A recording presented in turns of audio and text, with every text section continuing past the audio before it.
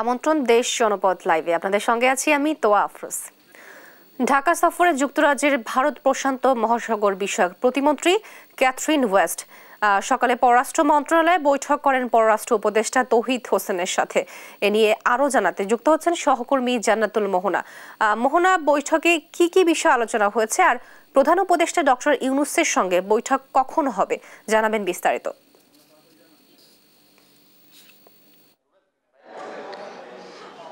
আপনাকে যতটুকু জানতে চেয়েছেন যে আজ বেলা 10টায় যুক্তরাজ্যের ভারত প্রশান্ত মহাসাগরীয় অঞ্চলের পররাষ্ট্র প্রতিমন্ত্রী ক্যাথরিন ওয়েস্ট বাংলাদেশ সফরে এসেছেন এবং অন্তর্বর্তী সরকার দায়িত্ব গ্রহণের পরে যুক্তরাজ্য থেকে সরকারিভাবে এই জ্যেষ্ঠ কর্মকর্তা এই প্রথম সফরে আসেন এবং বেলা 10টায় এই বৈঠক শুরু হয় এবং বৈঠক শুরুর পর 10:50-এর দিকে আমরা দেখেছি যে ক্যাথরিন ওয়েস্ট পররাষ্ট্র মন্ত্রণালয় থেকে বৈঠক শেষ করেন এবং বৈঠক শেষে তিনি কথা বলেন সাংবাদিকদের সাথে এবং সাংবাদিকদেরকে তিনি জানান যে গণতন্ত্র পুনরুদ্ধারের তারা বদ্ধপরিকর এবং গণতন্ত্র পুনরুদ্ধারে বাংলাদেশের পাশে থাকবে এবং অন্তর্বর্তী সরকারকে সহায়তা করবে যুক্তরাজ্য। এছাড়া তাকে যখন প্রশ্ন করা হয় দীর্ঘদিন যাবৎ তারেক রহমান লন্ডনে আছেন এবং সেই লন্ডন থেকে আসার বিষয়ে বা তাকে নিয়ে কোনো আলাপ হয়েছে কিনা পররাষ্ট্র উপদেষ্টার সঙ্গে, তখন তিনি জানান এ ধরনের কোনো ইন্ডিভিজুয়াল বিষয়ে তাদের আলাপ হয়নি বা এই বিষয় সংক্রান্ত আলাপ হয়নি। তারা জানিয়েছেন যে গণতন্ত্রেও ফেরাতে অন্তর্বর্তী সরকার প্রধান উপদেষ্টা ডক্টর মোহাম্মদ ইউনূস একটি রূপরেখা ঘোষণা করবেন বলে তিনি আশা করেন। এছাড়া যে আঞ্চলিক এবং দ্বিপাক্ষীয় যে বিষয়গুলি আছে, অর্থনৈতিক এবং যে রাজনৈতিক অন্যান্য বিষয়, সেই বিষয়গুলোতেও কিন্তু তাদের আলোচনা হয়েছে বলে জানিয়েছেন। এবং আমরা জানি যে এই প্রথম যেহেতু যুক্তরাজ্য থেকে জ্যেষ্ঠ একজন কর্মকর্তা এসেছেন, তো যুক্তরাজ্যের সাথে সম্পর্ক জোরদারে এই বৈঠকটি অত্যন্ত গুরুত্বপূর্ণ বলেও তারা জানিয়েছেন এবং আশা করছেন বাংলাদেশের সাথে যে বন্ধুত্বপূর্ণ বা সহযোগিতার কোনো যে সম্পর্ক যুক্তরাজ্যের ছিল সে সম্পর্ক ভবিষ্যতেও থাকবে। তো এই ছিল পররাষ্ট্র মন্ত্রণালয় থেকে আমার কাছে সর্বশেষ সংবাদ। আপনাকে ধন্যবাদ মোহনা। দর্শক, মহানগর ঢাকা সফরে এসেছেন যুক্তরাজ্যের ভারত প্রশান্ত মহাসাগর বিষয়ক প্রতিমন্ত্রী এবং সে বিষয়ে বিস্তারিত জানাচ্ছিলেন আমাদের সহকর্মী মোহনা। আমনের ভরা মৌসুমেও কমেনি চালের দাম। বিস্তারিত জানাতে মৌলভীবাজার ও কুষ্টিয়া থেকে যুক্ত হচ্ছেন সহকর্মী সালেহ ইলাহি কুটি এবং নাহিদ হাসান তিতাস। কুটি, চালের বাজারে এই অস্থিরতার কি কারণ বলছেন বিক্রেতারা?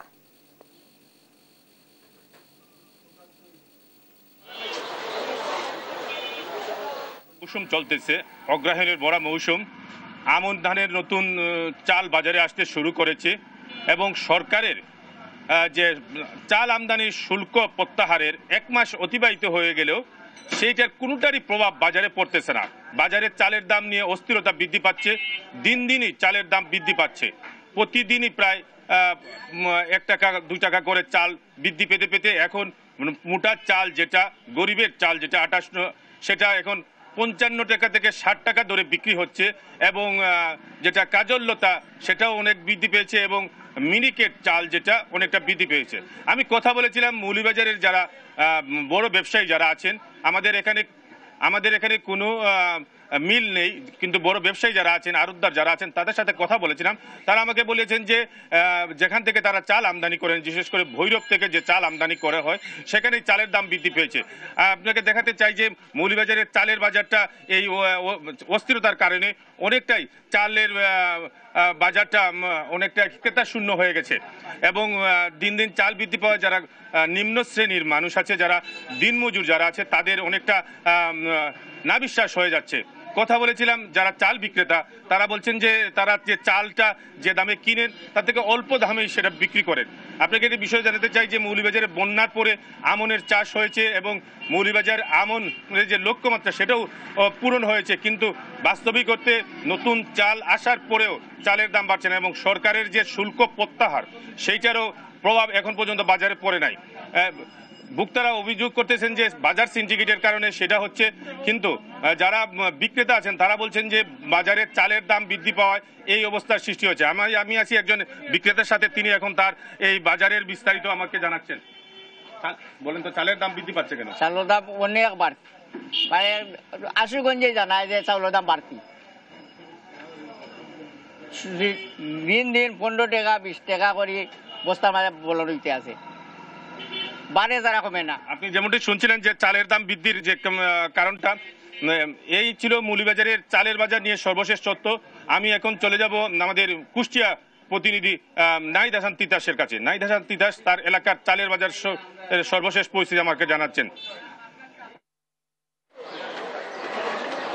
ধন্যবাদ। কুটি আসলে মৌলভীবাজারের মতো কুষ্টিয়ার চালের বাজারের কোনো স্বস্তির খবর নেই, অর্থাৎ সব ধরনের চালেরই কিন্তু বাড়তি দাম। আপনি জানেন যে এখন আমনের ভরা মৌসুম চলছে, মাঠে মাঠে ধান কাটা শুরু হয়েছে এবং নতুন ধানের যে চাল সেটি কিন্তু বাজারে উঠেছে। তারপরেও কিন্তু চালের বাজারের কোনো স্বস্তির খবর নেই, অর্থাৎ প্রতি প্রকারভেদে চালের দাম কিন্তু কেজিতে 2 থেকে 3 টাকা করে বেড়েছে। এদিকে চালের দাম নিয়ন্ত্রণে কিন্তু সরকার চালের আমদানির উপরে শুল্ক ছাড় দিয়েছে, তারপরেও কিন্তু বাজারে স্বস্তি ফিরেনি, অর্থাৎ চালের দাম কমা তো দূরের কথা, উল্টো কিন্তু চালের দাম কেজি প্রতি 2 থেকে 3 টাকা করে বেড়েছে। আমি রয়েছি কুষ্টিয়ার সবচেয়ে বড় খুচরা বাজার পৌর বাজারে। এ বাজারে যদি আমি চালের আজকের দাম জানাই, যেমন সরু মিনিকেট খ্যাত কুষ্টিয়ায় সরু মিনিকেট চাল বিক্রি হচ্ছে 70 থেকে 72 টাকা কেজি দরে, এবং কাজললতা চাল বিক্রি হচ্ছে 65 থেকে 68 টাকা কেজি দরে, এবং মোটা যে 28 চাল সেটি বিক্রি হচ্ছে 56 থেকে 58 টাকা কেজি দরে। অর্থাৎ আপনি বুঝতেই পাচ্ছেন যে মোটা সর্বনিম্ন যে চাল মোটা 28 চাল সেটির দামও কিন্তু 56 থেকে 58 টাকা কেজি দরে বিক্রি হচ্ছে। অর্থাৎ এখন আমনের ভরা মৌসুমেও কিন্তু চালের বাজারে কোনো স্বস্তি নেই, অর্থাৎ দাম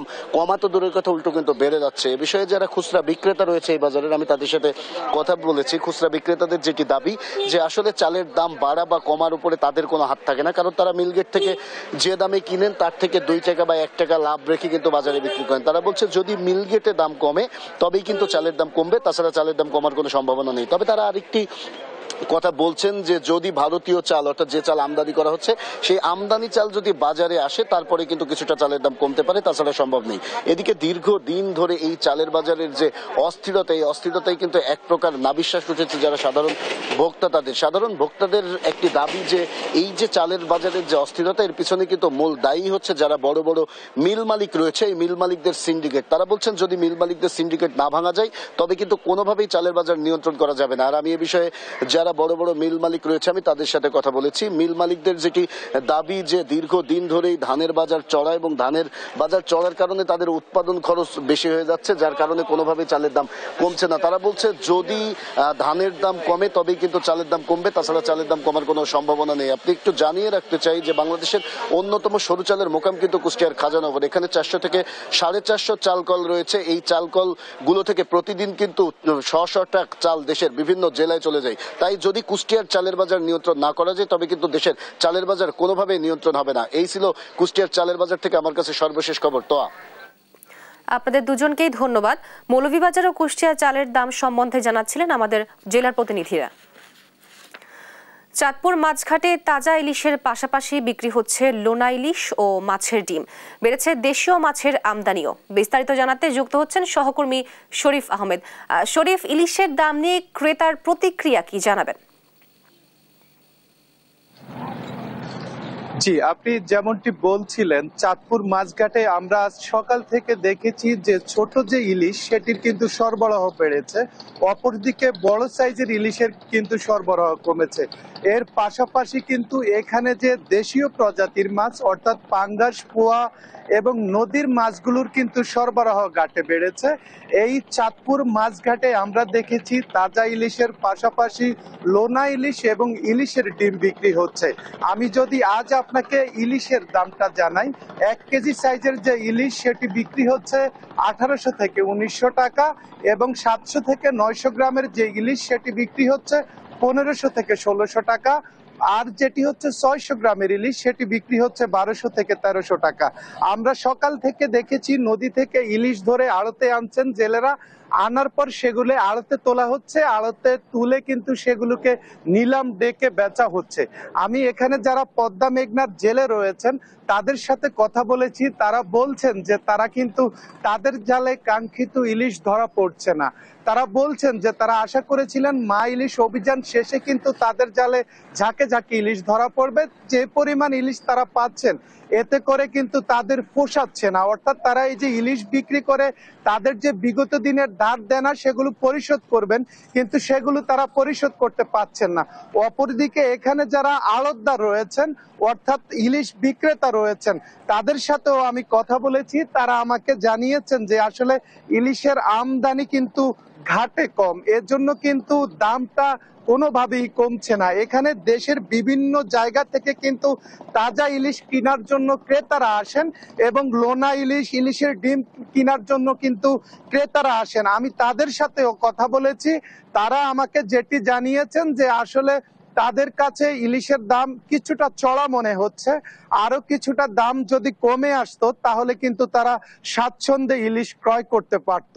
তবে আমি একটা আশার কথা জানিয়ে রাখি, আমি কথা বলেছি চাঁদপুর নদী কেন্দ্রের যিনি বৈজ্ঞানিক কর্মকর্তা আবু কাউসার দিদারের সাথে। উনি বলেছেন যে এই গতকালকে যে পূর্ণিমা কোয়ার্টারটি চলে গেছে, এটিকে কেন্দ্র করে কিন্তু নদীতে জেলেদের জালে ঝাঁকে ঝাঁকে ইলিশ ধরার ইলিশ পাওয়ার একটা সম্ভাবনা রয়েছে। তো ইলিশের যদি প্রাপ্যতা বাড়ে, ইলিশের আমদানি যদি ঘাটে বাড়ে, তাহলে দাম কিছুটা কমে আসবে। তো এই ছিল চাঁদপুর মাছঘাট থেকে আমার কাছে।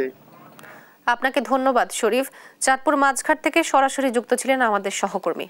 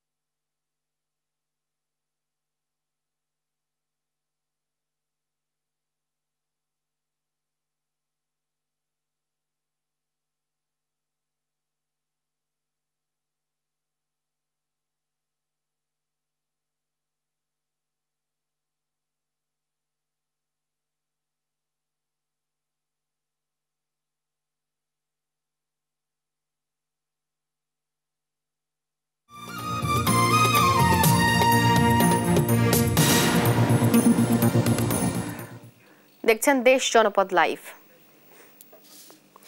চট্টগ্রামে দিন দিন বাড়ছে ডেঙ্গু রোগীর সংখ্যা। বিস্তারিত জানাতে যুক্ত হচ্ছেন সহকর্মী AKM নাজিম। নাজিম, চট্টগ্রামে ডেঙ্গু রোগীদের মৃত্যু হার কেমন, জানাবেন বিস্তারিত। ডেঙ্গু রোগের কথা বলতে গেলে চট্টগ্রামে গত বেশ কিছুদিন ধরে আসলে ডেঙ্গু আক্রান্তের সংখ্যা বাড়ছে, পাশাপাশি গত কয়েকদিন ধরেও কিন্তু নিহতের সংখ্যাও বাড়ছে। আমরা যেটি দেখেছি চট্টগ্রামে ইতিমধ্যে বেশ কয়েকজন মারা গেছেন, বিশেষ করে গত সপ্তাহে বা গত মাসে চট্টগ্রামে প্রায় 10 থেকে 12 জন নিহত হয়েছেন। গতকালকেও ডেঙ্গুতে আক্রান্ত হয়ে এই হাসপাতালে চিকিৎসাধীন অবস্থায় একজনের মৃত্যু হয়েছে। এর আগেও কিন্তু পরপর 2 দিন 2 জন করে 4 জনের মৃত্যু হয়েছে। এখানকার যারা চিকিৎসকরা বলছে, যারা রয়েছেন তারা যেটি বলছেন, এই হাসপাতালে গড়ে 45 থেকে 50 জন আবার 60 জন পর্যন্ত রোগী ডেঙ্গুতে আক্রান্ত হয়ে আসছেন, এবং যারা আসছেন তাদের অধিকাংশ কিন্তু হাসপাতালে ভর্তি দিয়ে দেওয়া হচ্ছে। ইতিমধ্যে হাসপাতালের একটি আলাদা ওয়ার্ড করা হয়েছে, যে ওয়ার্ডে শুধুমাত্র ডেঙ্গুতে যারা আক্রান্ত হচ্ছেন তাদেরকে চিকিৎসা দেওয়া হচ্ছে, এবং হাসপাতালের অন্যান্য যেসব ওয়ার্ড রয়েছে সবগুলো ওয়ার্ডে কিন্তু ডেঙ্গু রোগীদের জন্য আলাদা করে কর্নার খোলা হয়েছে, যেখানে ডেঙ্গুদেরকে চিকিৎসা দেওয়া হচ্ছে। নগরের পাশাপাশি জেলার যতগুলো উপজেলা রয়েছে সবগুলো উপজেলাতে কিন্তু ডেঙ্গু আক্রান্তের সংখ্যা পাল্লা দিয়ে বাড়ছে। কারণ আমরা যেটি খোঁজ দিয়ে জেনেছি, জেলার হাটহাজারী, রাউজান, ফটিকছড়ি, রাঙ্গুনিয়া, বসুর, মিরেশ্বরা, সীতাকুণ্ড এইসব উপজেলায় কিন্তু রোগী বাড়ছে। কিন্তু আমরা এখানে দেখছি একজন চিকিৎসক কিন্তু উনি মেডিসিন ওয়ার্ডের চিকিৎসক হলে উনি ডেঙ্গু আক্রান্তের যে ওয়ার্ড রয়েছে সেই ওয়ার্ডে উনি দায়িত্ব পালন করছেন। আমরা জানতে চাইবো যে হাসপাতালে তো ডেঙ্গুর মৃত্যুর সংখ্যা বাড়ছে, পাশাপাশি ডেঙ্গু রোগীও বাড়ছে, এতে করে এখন পর্যন্ত এই ওয়ার্ডে কতজন রোগী নিহত হয়েছেন বা কতজন চিকিৎসা নিচ্ছেন? ধন্যবাদ দেশ টিভিকে। আসলে ওই যে ডেঙ্গুর যে কোশ্চেনটা করেছেন, ডেঙ্গুর মৃত্যুর সংখ্যা যেটা বাড়তেছে, যেটা বলতেছেন গত বছরের তুলনায় আমাদের ডেঙ্গুর সংখ্যা কম হলেও আমাদের রোগীর সিভিয়ারিটির সংখ্যাটা অনেক বেশি। গত বছরে আমরা যে সমস্ত রোগীগুলো দেখতে পেতাম সিভিয়ারিটিও ছিল, সংখ্যাটাও বেশি ছিল, কিন্তু এবার সংখ্যা কিছুটা কম হলেও মানে আপনার তীব্রতা, রোগীর তীব্রতা অনেক বেশি হওয়াতে এবং দেখা যাচ্ছে যে রোগীর মৃত্যুর হার কিছুটা বেশি। সেটা দুইটা কারণ হতে পারে। একটা হচ্ছে রোগীরা আমাদের কাছে অনেক সময় লেটে আসে, লেটে আসা সত্ত্বেও তাদের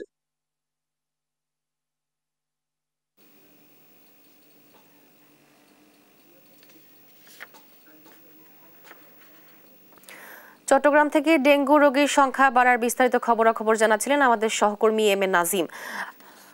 যানজটে নাকাল কুমিল্লা, ভোগান্তিতে সাধারণ মানুষ। বিস্তারিত জানাতে যুক্ত হচ্ছেন সহকর্মী সুমন কবির।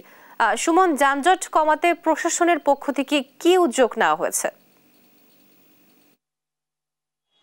তো আপনি যেটা বলছিলেন, কুমিল্লা আসলে যানজটের নগরী, যেখানে মানুষ নাকাল হয়ে আছে। কুমিল্লার প্রতিটি ক্ষেত্রে আপনাকে জানাই, কুমিল্লা দেখতে পাচ্ছেন সিএনজি এবং অটো রিক্সার নগরী, যে নগরীতে আসলে মানুষ আছে বড় বিপাকে। আপনাকে একটু জানেন কি, 10 মিনিটের রাস্তা মানুষ যেতে হয় 2 ঘন্টা 1.5 ঘন্টা বসে থাকতে হয়। আপনি দেখতে পাচ্ছেন কুমিল্লার এই অবস্থা থেকে আসলে পরিত্রাণের কোনো সুযোগ নেই। একটু জানে রাখি, কুমিল্লা গত 15 বছর ধরে আসলে বৃহৎ পরিকল্পনা করা হয়, কিন্তু কোনো বাস্তবায়ন আমরা দেখতে পাইনি।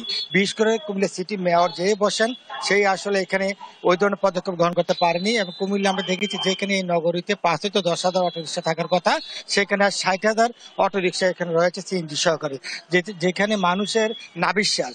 বিশেষ করে যারা যত মার্কেট করার কারণে গাড়ি পার্কিং এর ব্যবস্থা নেই, সেই কারণে এই কুমিল্লা নগরবাসী আছে বড় বিপাকে। বিশেষ করে স্কুল যাত্রী যারা রয়েছে, সকল অফিস টাইম যারা করবেন, তারা আছে বড় বিপাকে। তবে একদমই জানি নাকি কুমিল্লার এই বিষয়ে সুশীল সমাজের সাথে কথা বলেছিলাম, ওনারা আমাদেরকে জানিয়েছেন কুমিল্লার কোনো নগরবিদ নেই এবং কোনো পরিকল্পনাবিহীন এই নগর, যে নগরের মানুষ বাস্তবায়ন করতে গেলে বিশেষ করে সিটি কর্পোরেশন নির্বাচন হয়, সিটি মেয়র আসলে বিভিন্ন ফুলজুরি দিয়ে থাকেন প্রতিশ্রুতি, যে প্রতিশ্রুতি অনুযায়ী আসলে আমরা দেখেছি কোনো বাস্তবায়ন হয়নি। আমরা একটু জানি রাখি, কুমিল্লা যারা ট্রাফিক ব্যবস্থা রয়েছেন তারা আমাদেরকে জানিয়েছেন, ভাই আমাদের জনবল সংকট রয়েছে, সেই দিক থেকে যদি ট্রাফিক ব্যবস্থার কথা যদি বলতে হয়, এবং সেই ব্যবস্থায় আপনাকে জানিয়ে রাখি কুমিল্লা প্রতিটি ক্ষেত্রে দেখেছি ট্রাফিকের আসলে তারা বলছে যে আমাদের কোনো গাফিলতি নেই। যেখানে 5,000 অটো রিক্সা সিএনজি থাকার কথা, সেখানে যদি 50,000 হয়, তাহলে আমরা কি করে এটা করি? জনপ্রতিনিধি যারা রয়েছেন তারাই আসলে এই বিষয়ে ভূমিকা রাখতে হবে। বিশেষ করে সিটি কর্পোরেশন, জেলা প্রশাসন সেই সাথে ট্রাফিক ব্যবস্থার সমন্বয় করেই আসলে যারা সুশীল সমাজ বলছেন যে এই কুমিল্লা সিটি কর্পোরেশনের এই পুরাতন সিটি হওয়ার কারণে কুমিল্লার এই যানজট সৃষ্টি হয়েছে, জনজটে পরিণত হয়েছে, যেখানে প্রতিটা মানুষ তার কাজের ক্ষেত্রে ব্যাঘাত ঘটছে। এবং সেই দিক থেকে যদি বলতে হয়, যেখানে ভাড়া গুনতে হয় 10 টাকা, ভাড়া গুনতে হয় 30 টাকা, সেই সাথে কুমিল্লার যে যানজট আমরা দেখতে পাচ্ছি, সেই যানজটের প্রতিটি পয়েন্টে আসলে আমরা দেখেছি মানুষ দীর্ঘক্ষণ বসে থাকে। থাকতে, বিশেষ করে যারা স্কুল যাত্রী এবং যারা মহিলারা রয়েছেন সেই দিক থেকে তারা বলি কুমিল্লা যে যানজটের নগরী আমরা দেখতে পাচ্ছেন সিএনজি এবং অটো রিক্সা নগরী হিসেবে পরিণত হচ্ছে। এখানে যারা পার্সোনাল গাড়ি ব্যবহার করবেন আসলে যথাযথ গাড়ি পার্কিং কোনো ব্যবস্থা নেই এবং সেইখানে প্রতিটি মার্কেটে আমরা দেখেছি যে তারা গাড়ি পার্কিং করতে পারছে না। কুমিল্লা প্রতিটি আমি কথা বলেছি কুমিল্লা শিশু সমাজ এবং যারা রয়েছে তারা আমাদেরকে জানিয়েছেন কুমিল্লার প্রত্যেকটা পয়েন্টে বিশেষ করে কুমিল্লা চক বাজার, রাজগঞ্জ, কান্দিরপাড়, টনচম ব্রিজ, শাসনগাছা এবং আপনার সদর হসপিটাল, মেডিকেল কলেজের সামনে আসলে যত্র এই যে মানুষের ভোগান্তি, এই ভোগান্তি দেখতে বিশেষ করে অ্যাম্বুলেন্স এবং সেদিক থেকে দেখেন আপনি যে যানজটের নগরী আমরা দেখতে পেয়েছি যে ট্রাফিক ব্যবস্থা যারা রয়েছেন তারা আমাদেরকে জানিয়েছেন আসলে এই অবস্থা থেকে পরিত্রাণের একটাই বিষয় যে যারা জনপ্রতিনিধি এবং সিটি কর্পোরেশন এবং মেয়র এবং সেই সাথে যারা জেলা পরিষদের দায়িত্বে আছেন তারা যদি ব্যবস্থা গ্রহণ করে এবং যারা কুমিল্লার যে রাজনৈতিক দলগুলো রয়েছে সে রাজনৈতিক দলগুলো যদি তারা সম্মিলিতভাবে বসে যথাযথ ফুটপাত দখলমুক্ত করতে হবে, আপনার প্রতিটা মার্কেটের আসলে গাড়ি রাখার ব্যবস্থা করতে, তবেই আসলে এই পুরাতন সিটিতে আসলে একটু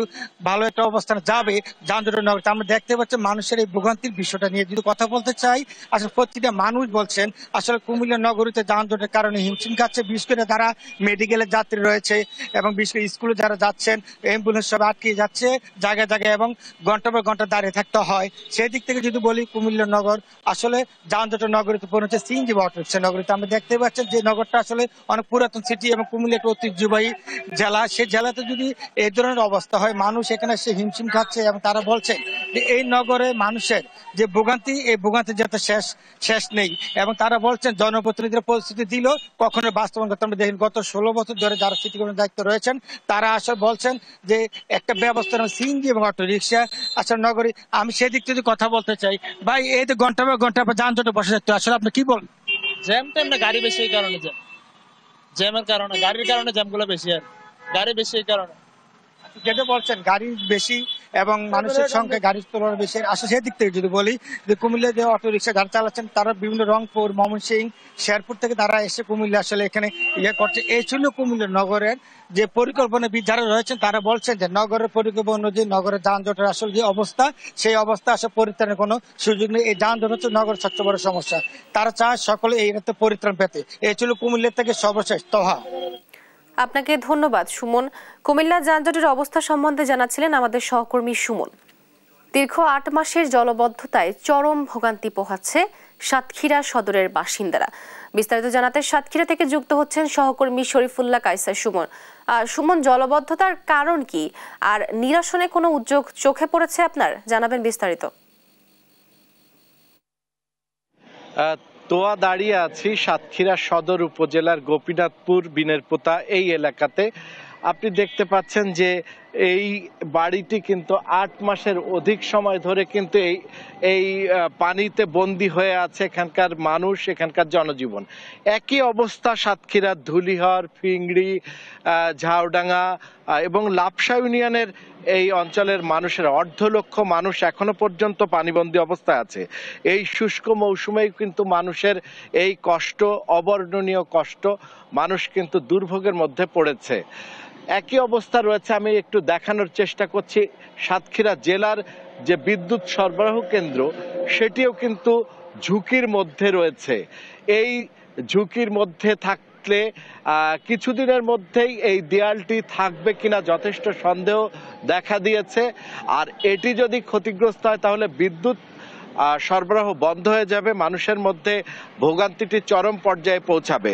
এই বাড়ির যিনি গৃহবধূ তার সাথে কথা বলার চেষ্টা করছি। এই অবস্থা 8 মাস ধরে আপনাদেরকে কেউ কোনো আশ্বাস দিয়েছে কিনা আর এই অবস্থার কারণ? আমাদের এই পর্যন্ত কেউ আশ্বাস দেয়নি। আমরা 8 মাস ধরে পানিবন্দী আছি। আমাদের বাড়ি 2 তলা, আমরা উপরের তলায় থাকি। আমাদের বাড়িতে কোমর পানি। এখন আমরা খুব কষ্টের ভিতরে আছি, যে করে হোক আমাদের পানিটা নিষ্কাশনের ব্যবস্থা করা প্রয়োজন। আমরা হচ্ছে খাল বিল, এই যে এখানে ঘের আছে, ঘেরগুলো সব বন্ধ। ঘেরের জন্য আমরা জলবদ্ধতায় আছি বেশি পরিমাণে। তো ঘেরের কথা যেভাবে আসছিল, এই ঘেরের পানি কিন্তু নষ্ট হয়েছে, যার ফলে মাছও মারা যাচ্ছে। এই দুরবস্থায় জেলা প্রশাসন এই দুরবস্থা দেখতে এসেছেন কয়েক দফা, কিন্তু যথাযথ সমাধান এখনো দেখা যায়নি। নাগরিক কমিটি বিভিন্ন আন্দোলন করছে। আমরা নাগরিক কমিটির নেতা মাধব দত্তের সাথে কথা বলছি, আপনাদের বিভিন্ন কর্মসূচি দেখেছি, আসলে সমাধান কোথায়?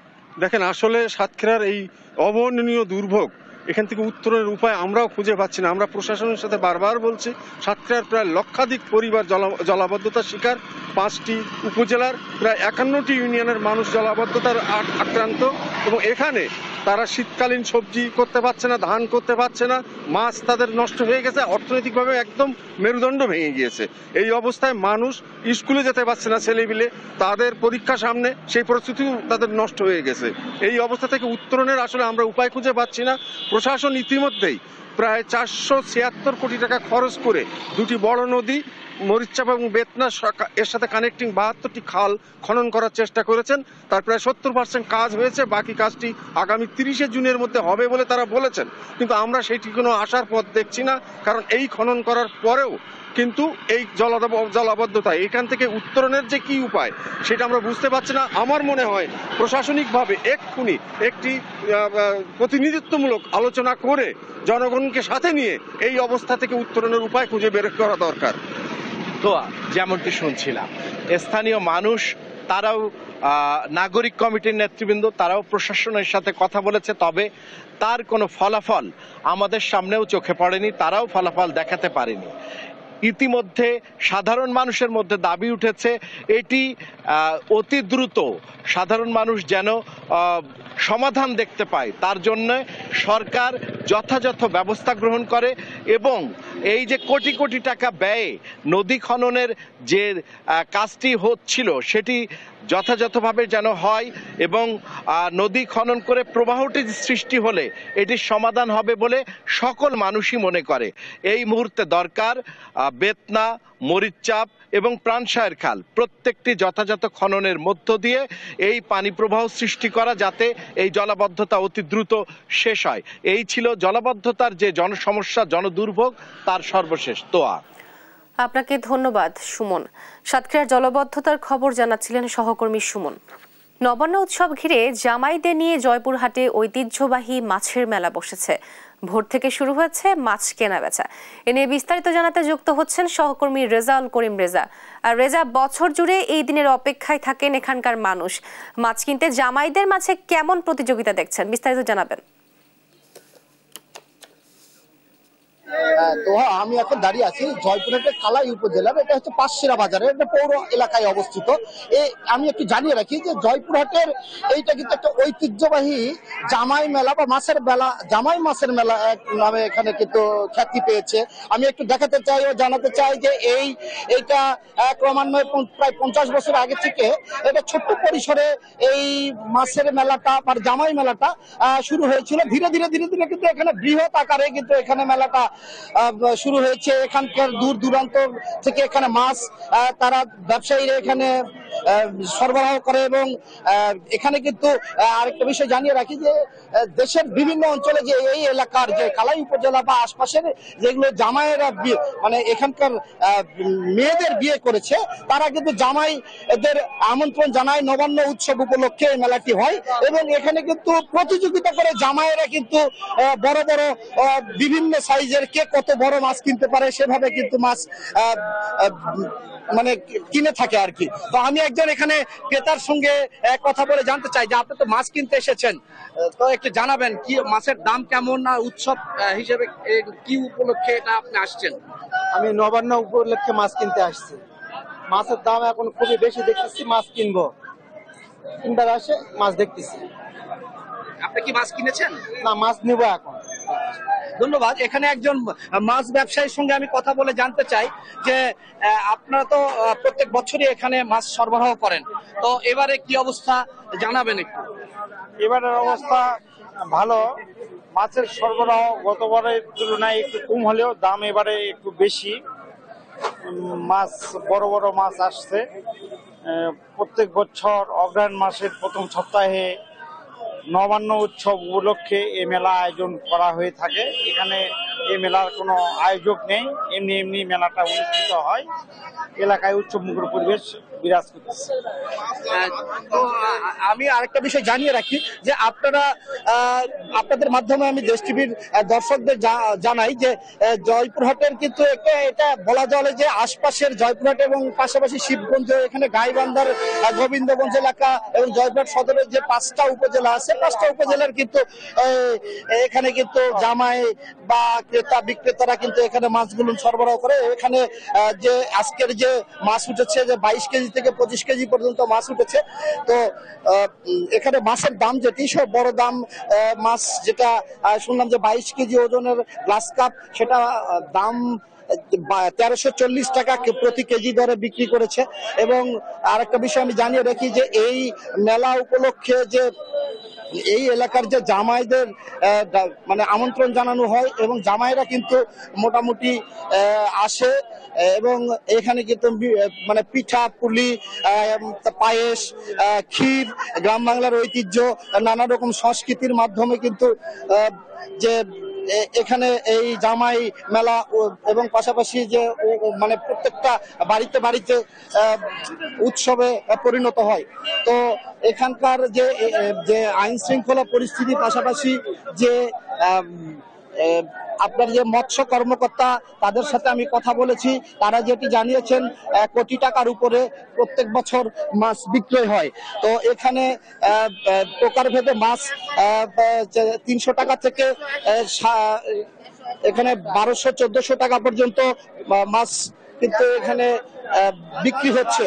তো আরেকটা বিষয় আমি জানিয়ে রাখি যে জয়পুরহাটের যে আশপাশে যে মানে পুকুর জলাশয় বড় বড় যে মাছ চাষিরা তারা কিন্তু এখানে মাছ সরবরাহ করে এবং এখানে কিন্তু সপ্তাহব্যাপী আর কি বিভিন্ন এই এলাকায় যেরকম মাছের মেলা হচ্ছে, আবার গত বৃহস্পতিবারে কিন্তু এখানে পাশে বেগুন গ্রামে কিন্তু নবান্ন উৎসব অনুষ্ঠিত হবে। তো আমি সর্বশেষে যেটা জানিয়েছি এখানকার যে এই বাজার কমিটি তারা যেটি জানিয়েছেন যে এখানে ধীরে ধীরে বৃহৎ পরিসরে এই বাজারটি হয়ে আসছে এবং প্রত্যেক বছর এই বাজারটি মানে ক্রমান্বয়ে বাড়ছে এবং এখানকার যে ক্রেতা বা এই এলাকাবাসী যেটি জানিয়েছেন যে এলাকাবাসীদের দাবি যে এই বাজারটি যেন আরো বড় পরিসরে সংস্কার করে বাজার এটা একটা উৎসব যেন প্রত্যেক বছর ভালোভাবে মানে লাগানো হয়, এটাই দাবি জানিয়েছেন। এই ছিল আমার জয়পুরহাট থেকে এই মাছের জামাই মেলা নিয়ে কালাই উপজেলা থেকে সর্বশেষ। আমি এখন স্টুডিওতে তোহার কাছে চলে যাচ্ছি। তোহা, আপনাকে ধন্যবাদ রেজা। জয়পুরহাট থেকে জামাই মেলার বিস্তারিত খবর জানাচ্ছিলেন আমাদের সহকর্মী রেজা। এই ছিল এখনকার দেশ জনপদ লাইভ। পরের বুলেটিন দেখার আমন্ত্রণ রইল। এছাড়া দেশ টিভি সর্বশেষ সব খবর পেতে ভিজিট করুন www.desh.tv। এছাড়া ফেসবুকে আমাদের সঙ্গে যুক্ত থাকুন দেশ টিভি অথবা দেশ টেলিভিশন পেজে। সর্বশেষ সব ভিডিও পেতে ইউটিউবে আমাদের হ্যান্ডেল @দেশ টেলিভিশন অথবা @দেশ টিভি নিউজ লিখে সার্চ করুন। ধন্যবাদ।